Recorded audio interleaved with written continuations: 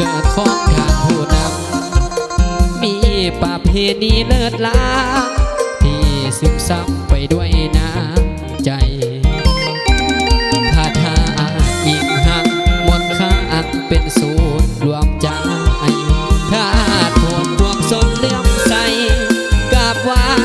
ขอพรบูชาลำจันทร์หอตาย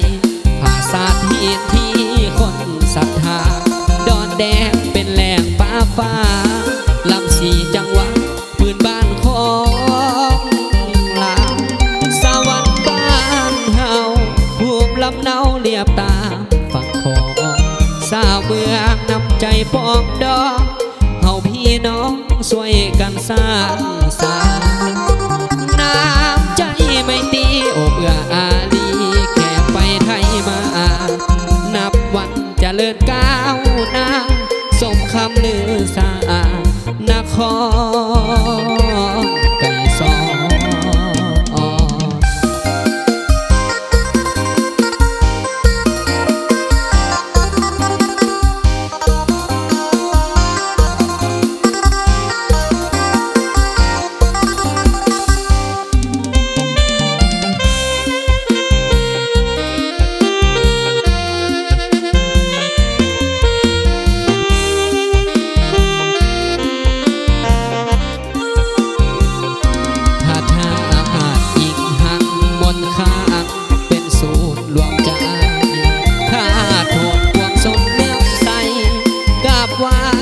ขอ